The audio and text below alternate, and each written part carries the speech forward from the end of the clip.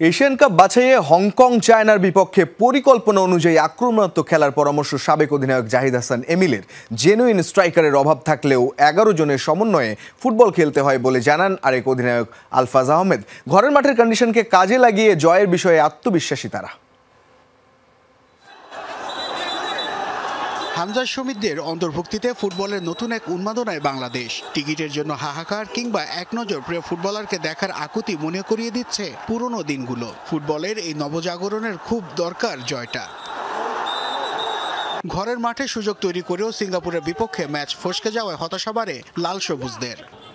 Asian কাপের আশা টিকিয়ে রাখতে হলে এই ম্যাচে জয় ছাড়া ভিন্ন পথ খোলা নেই বাংলাদেশের সামনে। গ্রুপ পর্বে ভারতকে হারিয়ে দেয়া হংকং নিয়ে আছে চিন্তার কারণ। কৌশল কি হতে পারে, কি করা উচিত, সেটাই জানালেন দুই সাবেক অধিনায়ক। ফার্স্ট 20 মিনিটে যদি হাই প্রেসিং করে একটা গোল করা যায়, আমার কাছে মনে হয় ম্যাচটা আমরা কন্ট্রোল করতে পারবো। সো এই ধরনের প্ল্যানিং নিয়ে যদি আমরা নামি, আমার কাছে মনে হয় যে আমাদের পক্ষে ম্যাচটা জেতা সম্ভব। কোচ হাই প্রেস খেলাবে নাকি ডিফেন্ডিং কিছুক্ষণ দেখবে, সেটা কোচের ডিসিশন নেবে।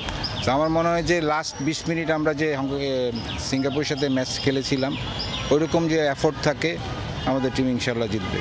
একজন জেনুইন নম্বর 9-এর অভাব বছর পর বছর ধরে বয়ে বেড়াচ্ছে লাল সবুজের দল। ঘাটতি পোষাতে আলফাজ আহমেদের মতে মাঠে খেলতে হবে 11 জনের টিম গেম।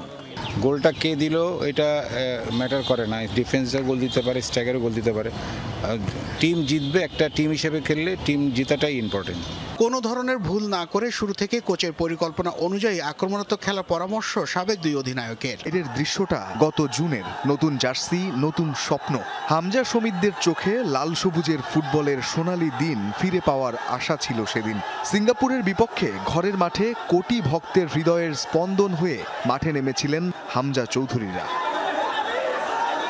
জয়ের সম্ভাবনা জাগিয়েও 2-1 গোলে ম্যাচ হেরে মাঠ ছেড়েছিল লাল সবুজের দল। ভক্তরা ফিরেছিলেন কিছু পাওয়া কিছু না পাওয়া সঙ্গী করেই। ঘরের মাঠে সমর্থকদের জয় উপহার দিতে না পারার আক্ষেপটা ভেতরে পুষে রেখেছেন হামজারা। 3 মাস পর আরও একবার স্বপ্ন পূরণের হাতছানি। খালি হাতে না ফেরার বিশ্বাসটা এবার বেড়েছে গোল নিয়ে আলাদা অনুশীলন করা ফুল ফিট দলের। সিঙ্গাপুর ম্যাচে অন্তিম সময়ে পাওয়া সুযোগ কাজে লাগাতে না পারা এখনো পীড়া দেয় হামজাকে। রিপ্লে দেখেছেন বারবার, এবার আর তেমন সুযোগ পেলে হাতছাড়া করতে চান না 28 বছর বয়সী এই তারকা। তিনি জানেন তাকে নিয়ে প্রত্যাশাটা বড়, প্রতিপক্ষ এবার আরও শক্তিশালী। সিঙ্গাপুরের র্যাঙ্কিং ছিল 158, হংকংয়ের 146। তবে হামজা শমিদদের জন্য চ্যালেঞ্জটা একই থাকছে, দেশের ফুটবলকে একটা জয় উপহার দেয়া। হাজারো সমর্থক এদিনও জাতীয় স্টেডিয়ামে আসবেন সেই জয় উদযাপনের নেশায়। কৃত্রিম আলোর নিচে লাল সবুজের ফুটবল উঠুক নতুন উচ্চতায়। রঙিন আতশবাজিতে এবার লেখা থাক বাংলাদেশের জয়।